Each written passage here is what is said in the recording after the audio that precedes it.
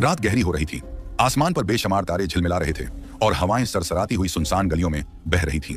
एक छोटे से गांव में जहां हर तरफ खामोशी का राज था, एक मिट्टी के घर से हल्की हल्की रोशनी छनकर बाहर आ रही थी।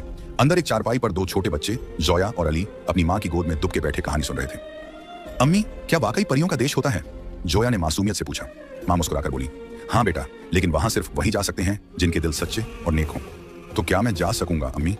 अली ने उत्सुक होकर कहा। माँ ने उसके बालों में हाथ फेरा। हाँ, अगर तुम हमेशा अच्छे और सब्र वाले बने रहोगे। जोया ने खामोशी से उन दोनों को देखा। वह हमेशा अली से अलग थी। अली कम में भी खुश रहने वाला, संतुष्ट स्वभाव का लड़का था, जबकि जोया, उसे हमेशा वही चीज चाहिए होती जो अली के पास हो, चाहे उसे उसकी जरूरत हो या ना हो। अली और जोया का बचपन प्यार में बीता। उनके माँ बाप उनकी हर ख्वाहिश पूरी करते, लेकिन जोया को हमेशा यही लगता कि जो अली के पास है वो उसके पास भी होना चाहिए। अगर अली को नया बैग मिलता तो जोया जिद पकड़ लेती कि उसे भी वही चाहिए। अगर अली के पास कोई खास खिलौना होता तो जोया उसे छीन लेती। अली कभी नाराज ना होता, वह हमेशा हंसते हुए अपनी चीज जोया को दे देता। ले ले जोया, मुझे इसकी जरूरत नहीं। माँ बाप भी मुस्कुराते और समझते कि भाई बहन का प्यार ऐसा ही होता है, लेकिन शायद वे नहीं जानते थे कि जोया की जिद वक्त के साथ साथ खुद गर्जी में बदल रही थी। जिंदगी आसान थी जब तक कि वह मनहूस रात नहीं आई। उनके माता पिता को करीबी शहर किसी रिश्तेदार की शादी में जाना था और अली और जोया को घर पर छोड़ दिया गया। जोया उस रात बहुत खुश थी, उसे आजादी महसूस हो रही थी। अली आराम से बैठा किताब पढ़ रहा था जब अचानक दरवाजे पर दस्तक हुई। गांव के एक बुजुर्ग अंदर आए। उनके चेहरे पर अफसोस के निशान थे। बेटा, तुम्हारे माँ बाप का एक्सीडेंट हो गया है। ये शब्द बिजली की तरह गिरे। अली का जिस्म साकित हो गया और जोया की आंखें हैरानी से फैल गईं। ये झूठ है। अली की आवाज कांप रही थी, लेकिन ये हकीकत थी। उनके माँ बाप जा चुके थे हमेशा के लिए। वह घर जो कभी हंसी से गूंजता था अब एक सुनसान किले की तरह लग रहा था। अली रात भर जागता रहा और जब सुबह हुई तो उसने एक फैसला कर लिया। जोया, फिक्र मत करो, मैं सब संभाल लूंगा। अली ने बहन के सिर पर हाथ रखा। जोया ने कुछ नहीं कहा, बस खाली निगाहों से अली को देखती रही। अगले दिन अली ने अपनी पढ़ाई छोड़ दी और काम की तलाश में निकल पड़ा। उसने करीबी बाजार में मजदूरी शुरू कर दी। दिन भर किसी की दुकान पर सामान उठाता, किसी के लिए पानी भर कर लाता। जो भी काम मिलता वह करता। भाई, मुझे वे नए जूते चाहिए जो शहर के लोग पहनते हैं, जोया जिद करती। अली बिना कुछ कहे पैसे जोड़ना शुरू कर देता। भाई, मुझे वही किताब चाहिए जो मेरी दोस्त के पास है। और अली और ज्यादा मेहनत करने लगता। जोया को कभी यह ख्याल न आया कि अली ये सब कैसे कर रहा है। वह बस फरमाइशें करती रही और अली हर मुमकिन कोशिश से उसे खुश रखने में लगा रहा। कुछ साल बाद जोया ने अली से कहा, मुझे यहाँ नहीं रहना, मैं शहर जाकर पढ़ना चाहती हूँ। अली ने एक पल के लिए सोचा, फिर सिर हिला दिया। उसने जोया के लिए पैसे जोड़े, उसके शहर जाने के इंतजाम किए और उसे रवाना कर दिया। भाई, मुझे फोन भी चाहिए, जोया ने जाते हुए कहा। अभी नहीं, लेकिन मैं जल्दी ले आऊंगा, अली ने वादा किया। फिर अली ने दिन रात काम किया। उसने चमड़े की फैक्ट्री में काम शुरू कर दिया और रात को चौकीदारी भी की। वह अपनी नींद, अपनी सेहत, सब कुछ कुर्बान कर रहा था, सिर्फ जोया के लिए। आखिरकार वह जोया के लिए एक फोन खरीदने में कामयाब हो गया। उसने सोचा, यह जोया के लिए सरप्राइज होगा। अली शहर गया जोया को सरप्राइज देने। जब वह वहां पहुंचा तो जोया अपने दोस्तों के साथ किसी कैफे में बैठी थी। उसके कपड़े और अंदाज से साफ लग रहा था कि वह अब पूरी तरह बदल चुकी है। अली खुशी खुशी अंदर आया। जोया, देखो मैं तुम्हारे लिए क्या लाया हूं। जोया ने सिर उठाया और जैसे ही अली को देखा उसके चेहरे के हाव भाव बदल गए। वह शर्मिंदा सी लग रही थी। भाई, तुम यहाँ क्या कर रहे हो और ये कैसे कपड़े पहने हुए हैं? तुम्हें यहाँ आने से पहले बताना चाहिए था, उसने गुस्से से कहा। अली के चेहरे की मुस्कान मद्धम हो गई। जोया, मैं तुम्हें सरप्राइज देने आया था। देखो, मैं तुम्हारे लिए मोबाइल लाया हूँ। जोया ने जल्दी से फोन लिया, लेकिन जैसे ही उसने उसे खोला उसका रंग उड़ गया। ये क्या है? ये घटिया फोन? क्या तुम मेरे लिए यही ला सकते थे? तुम्हें शर्म नहीं आई? मेरे दोस्तों के सामने मेरी इज्जत का जनाजा निकाल दिया। ये कहकर जोया ने फोन जमीन पर दे मारा। अली नीचे झुका, टूटी हुई स्क्रीन को देखा और खामोशी से फोन उठाकर अपनी जेब में डाल लिया। उसकी आंखों में आंसू थे, लेकिन वह कुछ नहीं बोला, बस खामोशी से पलटा और वापस गांव जाने के लिए चल पड़ा। जोया के दिल में अब अमीरी की ख्वाहिश और बढ़ चुकी थी। शहर में उसकी दोस्ती अहमद नाम के एक लड़के से हो गई थी। जोया, मैं तुमसे शादी करना चाहता हूँ, अहमद ने एक दिन कहा, लेकिन मेरे पास इतने पैसे नहीं कि तुम्हें अच्छा लाइफस्टाइल दे सकूं। जोया ने सोचा, फिर बोली, अगर मैं अपने हिस्से की जमीन बेच दूं तो हम एक नई जिंदगी शुरू कर सकते हैं। लेकिन वह जमीन तो अली की थी और उनके माँ बाप की आखिरी निशानी भी। रात का अंधेरा गहरा हो चुका था। अली खामोशी से गांव की तरफ जा रहा था। उसके कदम भारी थे, दिल पर एक अजीब सा बोझ था। हाथ जेब में था जहां वही मोबाइल रखा था जिसकी टूटी हुई स्क्रीन अब भी उसकी बहन की बेरुखी की गवाही दे रही थी। जोया को मेरी कोई परवाह नहीं रही। मैं जिसके लिए सब कुछ कर रहा हूं वही मुझसे शर्मिंदा है। अली के दिमाग में यह सवाल बार बार गूंज रहा था। वह गांव पहुंचा, अपने पुराने घर के दरवाजे पर खड़ा रहा। वही घर जो कभी माँ बाप की मौजूदगी में खुशियों का गहवारा था, आज एक वीरान मकान की तरह लग रहा था। अली ने चुपचाप दरवाजा खोला और अंदर आकर चारपाई पर बैठ गया। वह थका हुआ था, लेकिन नींद उसकी आंखों से कोसों दूर थी। उसकी आंखों के सामने वह लम्हा घूम रहा था जब जोया ने उसके तोहफे को नीचे फेंक दिया था, जब उसके दोस्तों ने अली के लिबास पर तंज किया था, जब जोया ने गुस्से में कहा था, तुम्हें यहां आने से पहले बताना चाहिए था। ये सब सोचते सोचते अली की आंखों में आंसू आ गए। क्या मैं इतना बेवकूफ था? क्या जोया कभी मेरी कुर्बानियों को नहीं समझेगी? दूसरी तरफ जोया शहर में अपने नए दोस्तों के साथ मसरूफ थी। अहमद, जिससे उसकी दोस्ती दिन ब दिन गहरी हो रही थी, उसे चमकती दुनिया के सपने दिखा रहा था। जोया, अगर तुम्हें वाकई एक अच्छा लाइफस्टाइल चाहिए तो तुम्हें अपनी सोच बदलनी होगी। अमीर लोग जज्बात में फैसले नहीं करते, वे सिर्फ फायदा देखते हैं, अहमद ने चालाकी से कहा। लेकिन मेरे पास कुछ भी नहीं है, जोया ने उदास लहजे में कहा। तुम्हारे पास एक चीज है जो तुम्हें बहुत कुछ दे सकती है, तुम्हारा गांव वाला घर। अहमद ने उसकी आंखों में झांकते हुए कहा। जोया के दिमाग में एक ख्याल आया। हाँ, अगर मैं अपने हिस्से की जमीन बेच दूं तो हम एक नई जिंदगी शुरू कर सकते हैं। लेकिन यह जमीन अली के बिना नहीं बेची जा सकती थी। जोया को अपने भाई से अपना हिस्सा मांगना था और उसे यकीन था कि अली उसे देने से इनकार कर देगा। लेकिन अब वह अपनी जिंदगी को लेकर संजीदा थी और किसी भी कीमत पर अपनी ख्वाहिश पूरी करना चाहती थी। छुट्टियों में जोया गांव आई। अली ने सोचा कि शायद वह बदली होगी, शायद उसे अपने रवैये का एहसास हुआ होगा, लेकिन वह नहीं जानता था कि जोया अब भी अपनी खुदगर्जी के कैद में कैद है। भाई, मुझे तुमसे एक जरूरी बात करनी है, जोया ने औपचारिक लहजे में कहा। अली ने मुस्कुराकर कहा, हाँ जोया, कहो क्या बात है। जोया ने सीधे शब्दों में कह दिया, मुझे घर में से अपना हिस्सा चाहिए, मैं इसे बेचकर शहर में अपनी नई जिंदगी शुरू करना चाहती हूँ। अली का चेहरा एकदम सपाट हो गया। ऐसा लगा जैसे किसी ने उसके दिल पर एक जोरदार चोट की हो। ये घर माँ और अब्बा की आखिरी निशानी है जोया, मैं इसे नहीं बेच सकता, अली ने धीरे से कहा, लेकिन उसकी आवाज में सख्ती थी। भाई, तुम्हें बस अपना हिस्सा देना है, बाकी मैं संभाल लूंगी, जोया ने लापरवाही से कहा। भाई, तुम्हें बस अपना हिस्सा देना है, बाकी मैं संभाल लूंगी, जोया ने लापरवाही से कहा। जोया, तुम समझ क्यों नहीं रही? ये कोई आम जमीन नहीं है, ये हमारा घर है। क्या तुम सच में इसे छोड़ने के लिए तैयार हो? अली की आवाज भारी हो गई। जोया को गुस्सा आ गया। तो क्या मैं अपनी जिंदगी जीने के लिए तुम्हारे रहम पर रहूं? क्या मुझे इस पर कोई हक नहीं? अली ने अफसोस से कहा, तुम्हें यहां हमेशा से हक था जोया, ये तुम्हारा भी घर है, लेकिन तुम इसे बस एक चीज की तरह देख रही हो, एक सौदा, एक मौका। जोया ने दांत भींचते हुए कहा, ठीक है, अगर तुम मुझे मेरा हिस्सा नहीं दोगे तो मैं खुद ही इसका इंतजाम कर लूंगी। यह कहकर वह दरवाजा जोर से बंद करके चली गई। अली एक पल के लिए स्तब्ध बैठा रहा, फिर उसने आसमान की ओर देखा जहां सितारे खामोशी से चमक रहे थे। क्या माँ और अब्बा ने यही सपना देखा था हमारे लिए? जोया शहर वापस गई और अहमद को सब कुछ बताया। मैंने कहा था ना कि तुम्हारा भाई नहीं मानेगा, लेकिन फिक्र मत करो, इसका भी हल है, अहमद ने मुस्कुराकर कहा। क्या मतलब? जोया ने हैरानी से पूछा। अहमद ने जोया के हाथों को अपने हाथ में लेते हुए कहा, जोया, अगर अली रास्ते से हट जाए तो सब कुछ तुम्हारा हो सकता है। जोया का दिल जोर जोर से धड़कने लगा। तुम कहना क्या चाहते हो? फैसला तुम्हें करना है जोया, या तो अपना भाई या अपनी नई जिंदगी, अहमद ने गंभीरता से कहा। जोया की आंखें फटी की फटी रह गईं। वह उठकर जाने लगी, लेकिन अहमद ने एक आखिरी बार किया, अगर तुम्हारे अंदर उसके लिए हमदर्दी है तो फिर मुझसे कोई उम्मीद मत रखना। मैं किसी भावनात्मक लड़की के साथ अपनी जिंदगी बर्बाद नहीं कर सकता। जोया का दिमाग उलझ गया। क्या वह अपनी जिंदगी बर्बाद करे या अली को रास्ते से हटाकर अपनी इच्छा पूरी करे? उसके मन में एक भयानक विचार आने लगा। जोया फिर से गांव गई, लेकिन इस बार उसकी नीयत बदल चुकी थी। रात का सन्नाटा गहरा होता जा रहा था।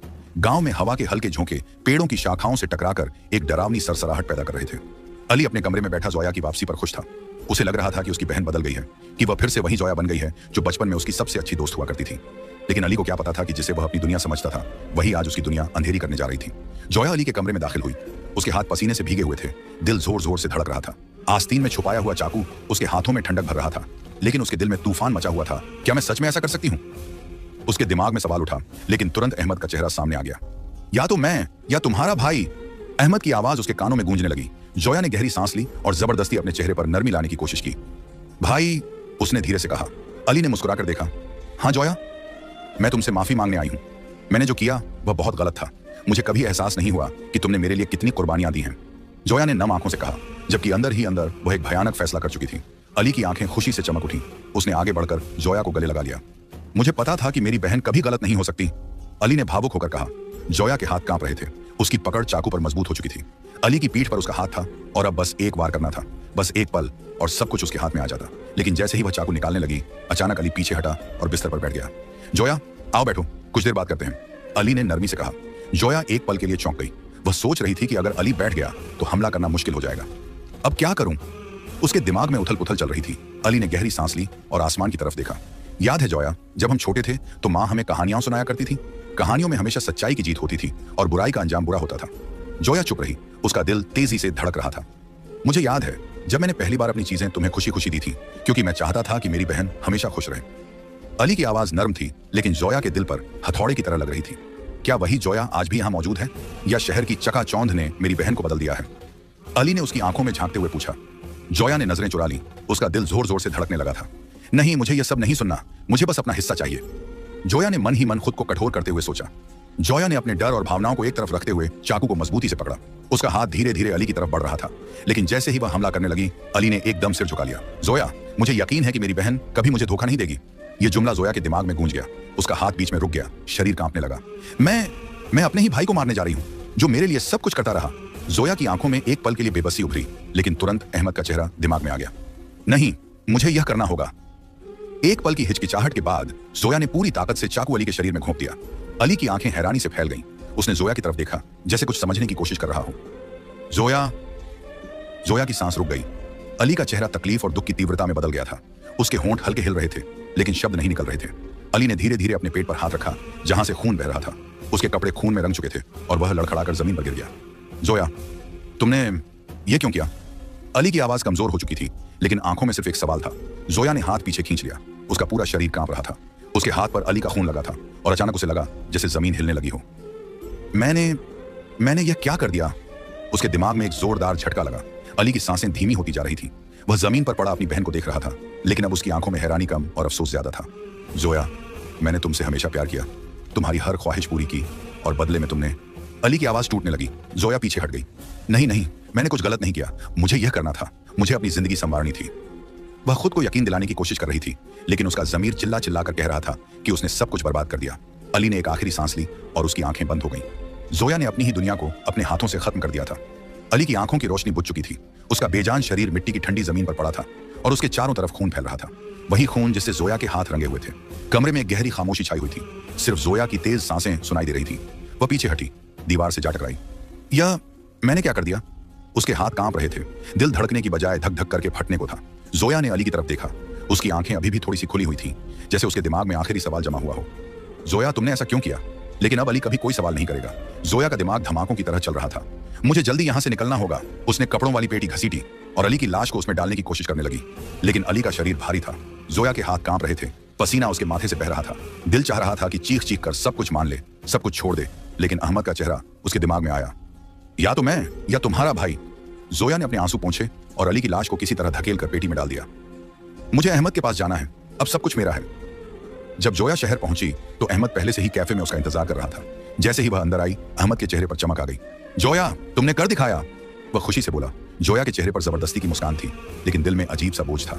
हाँ, सब खत्म हो गया, अब वह नहीं रहा। अहमद ने खुशी से जोया के हाथ पकड़े। अब हम एक नई जिंदगी शुरू करेंगे, लेकिन उससे पहले एक छोटा सा काम बाकी है। जोया ने हैरानी से पूछा, कौन सा काम? जोया, मुझे सब कुछ अपने नाम करवाना होगा। वह घर, वह जमीन, वह सब जो अब तुम्हारे पास है। अहमद ने नरमी से कहा। जोया चौंक गई। मगर वह सब तुम्हारे नाम क्यों करूं? अहमद ने प्यार भरे अंदाज में कहा, देखो जोया, मैं तो तुमसे शादी करने जा रहा हूं। हमें मिलकर नई जिंदगी शुरू करनी है।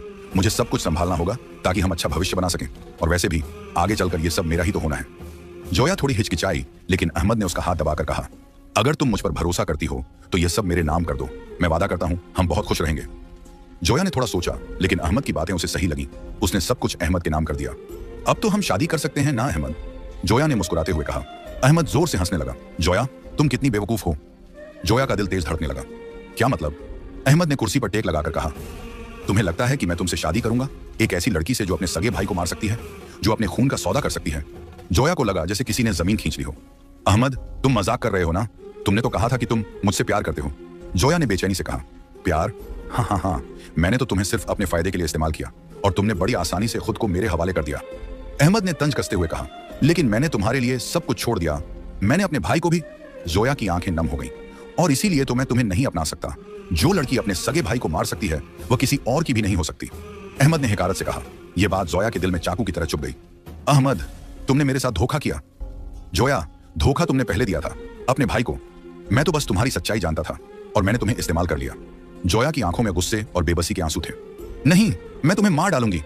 उसने चिल्लाकर अहमद का गिरेबान पकड़ा, लेकिन अहमद ने जोया के हाथ झटक दिए और कहा, अब भागो यहां से, मेरे पास तुम्हारे लिए कुछ नहीं बचा।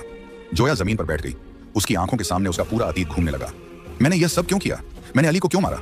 मैंने अपनी खुशियों का खुद ही गला घोंट दिया। दूसरी तरफ गांव में अली के घर से बदबू फैलने लगी थी। मोहल्ले वालों ने पुलिस को खबर दी। जब पुलिस ने घर की तलाशी ली तो जल्द ही उन्हें अली की लाश मिल गई। गांव में हड़कंप मच गया। सब हैरान थे कि ऐसा क्या हुआ। जांच हुई और सबने यही कहा कि जोया आखिरी बार अली से मिलने आई थी। पुलिस ने शहर जाकर जोया को गिरफ्तार कर लिया। वह रोती रही, चिल्लाती रही, लेकिन उसकी पुकार सुनने वाला कोई नहीं था। अदालत में जब मुकदमा चला तो जोया की सच्चाई सबके सामने आ गई। जोया ने अपने सगे भाई को लालच में आकर मार दिया और फिर धोखा खाकर सब कुछ गंवा दिया। अदालत ने जोया को आजीवन कारावास की सजा सुना दी। जोया जेल में कैदियों के बीच रहने लगी, लेकिन अब वह एक आम अपराधी नहीं थी। वह खुद को खो चुकी थी। हर रात वह चीखती, खुद से बातें करती। उसे हर जगह अली का चेहरा नजर आता। भाई, भाई, मुझे माफ कर दो, मुझे छोड़ दो, प्लीज वापस आ जाओ। कैदी भी उसे पागल कहने लगे। कुछ समय बाद जोया की हालत बिगड़ गई और उसे पागल खाने भेज दिया गया। अब वह वहां दिन रात खुद से बातें करती, अली को बुलाती, लेकिन कोई जवाब नहीं आता। जोया का न कोई घर था, न इज्जत, न कोई अपना। वह सारी जिंदगी एक ऐसे अंधेरे में बिताने वाली थी जहां रोशनी की कोई किरण नहीं थी। क्या दौलत इतनी जरूरी थी? क्या मैंने वाकई सब कुछ बर्बाद कर दिया? लेकिन अब उसके सवालों का जवाब देने वाला कोई नहीं था। पागल खाने की वो खामोश दीवारें जहां हर दिन किसी न किसी की चीख गूंजती थी, आज एक नई कहानी सुन रही थी। जोया एक कोने में बैठी दीवार को घूर रही थी। उसकी आंखें लाल हो चुकी थीं, बाल बिखरे हुए थे और हाथों की रगें बाहर को निकली हुई थीं। उसके होंठ हिल रहे थे जैसे वो किसी से बात कर रही हो, लेकिन उसके आसपास कोई नहीं था। भाई मुझे माफ कर दो, मैंने गलती कर दी, प्लीज वापस आ जाओ। पहले पहले जोया सिर्फ खुद से बातें करती थी, लेकिन अब वो एक नए अजाब में फंस चुकी थी। वो अली को देखने लगी थी। हर रात जब पागल खाने की लाइट्स बंद हो जाती तो जोया को लगता कि अली उसके सामने बैठा है। वो हमेशा की तरह मुस्कुरा रहा होता, लेकिन उसकी आंखों में एक अजीब सा दुख होता। जोया, क्या तुम खुश हो? अली के होंठ हिलते, लेकिन उसकी आवाज नहीं आती। नहीं अली, मैंने बहुत बड़ी गलती कर दी, जोया चीख कर कहती, लेकिन अली की तस्वीर धुंधली हो जाती। हर रात वो यही सपना देखती, हर रात वो अली से माफी मांगने की कोशिश करती, लेकिन कोई जवाब नहीं मिलता। पागल खाने में जोया के दिन एक जैसे थे, अधूरी नींद, अजीबोगरीब ख्यालात और खुद से सवाल। वो कभी किसी दीवार को घूरती, कभी जमीन पर पड़े किसी कागज को देखकर उससे बातें करने लगती। अली, मैंने तुम्हें क्यों मारा? अहमद ने तो मुझे धोखा दिया, मैंने सब कुछ खो दिया। एक दिन एक नर्स उसके पास आई और उसे पूछा, जोया, तुम्हारा कोई रिश्तेदार है जिसे हम बुला सकें? जोया कुछ देर चुप रही, फिर धीरे से बोली, हाँ, अली था, लेकिन मैंने उसे मार दिया। अब मेरा कोई नहीं है। नर्स ने अफसोस भरी नजरों से जोया को देखा और वहां से चली गई। ये हकीकत थी, जोया का अब कोई नहीं था, न कोई अजीज, न कोई दोस्त, न कोई अपना। जोया को अहमद की बातें भी याद आती थीं। तुम्हें लगा मैं तुमसे शादी करूंगा, जो अपने सगे भाई को मार सकती है, वो मेरे किस काम की? वो शब्द जोया के दिमाग में एक हथौड़े की तरह बजते थे। मैं कितनी बेवकूफ थी, मैंने अली को छोड़कर एक धोखेबाज पर यकीन कर लिया। जोया ने अपने हाथों को जोर से पकड़ा। ये हाथ, इन हाथों ने अली को मारा था। उसने झट से अपने हाथ झाड़े, जैसे अली का खून अब भी उन पर लगा हो, लेकिन वो जानती थी कि इस गुनाह का दागा कभी नहीं मिट सकता। कई महीने गुजर गए, लेकिन जोया की हालत बेहतर नहीं हुई। वो दिन ब दिन कमजोर होती जा रही थी। एक दिन उसने अपने कमरे की खिड़की से बाहर झांका। बारिश हो रही थी, हर बूंद जमीन से टकराकर एक आवाज पैदा कर रही थी, जैसे कुदरत खुद रो रही हो। काश मैं वक्त पीछे ले जा सकती, काश मैं अली को रोक सकती, लेकिन वक्त किसी के लिए नहीं रुकता। अब जोया के पास सिर्फ एक ही चीज बची थी, बाप पछतावा। एक रात जोया अपने कमरे में खामोश बैठी थी। बाकी सभी मरीज सो चुके थे, लेकिन जोया जाग रही थी। अचानक दरवाजा हल्का सा खुला। जोया ने नजर उठाई और जो देखा उस पर यकीन नहीं आया। सामने अली खड़ा था, वैसा ही जैसा वो हमेशा रहता था। सादा कपड़े पहने, हल्की सी मुस्कान ली। भाई, जोया की आवाज कांपने लगी। अली ने धीरे से सिर हिलाया। तुम वापस आ गए? तुम मुझे माफ कर दोगे ना? अली चुप रहा। जोया तेजी से आगे बढ़ी, लेकिन जैसे ही उसने अली को छूना चाहा, वो धुंध की तरह गायब हो गया। नहीं, मत जाओ, मैं अकेली हूं, अली प्लीज वापस आ जाओ। जोया चीखने लगी, लेकिन अब वहां कोई नहीं था। जोया ने अपने आसपास देखा और पहली बार उसे शिद्दत से एहसास हुआ, अब मैं हमेशा के लिए अकेली हूं। जोया का जिस्म अब और इस बोझ को सहने के काबिल नहीं था। उसका दिमाग कमजोर हो चुका था और शरीर टूटने लगा था। एक दिन नर्स जब जोया के कमरे में दाखिल हुई तो वो हैरान रह गई। जोया बेजान फर्श पर पड़ी थी। उसकी आंखें खुली थीं, लेकिन उनमें कोई रोशनी नहीं थी। उसके हाथ में एक पुराना फटा हुआ कागज था, जिस पर खून से लिखा था, मैं अली के पास जा रही हूँ, शायद वो मुझे माफ कर दे। जोया का जनाजा गांव में ले जाया गया, लेकिन वहां कोई नहीं था जो उसके लिए रोए। न कोई अजीज, न कोई दोस्त, न कोई भाई। गांव के बुजुर्गों ने अफसोस से कहा, यही अंजाम होता है उन लोगों का जो अपने रिश्तों का खून करते हैं।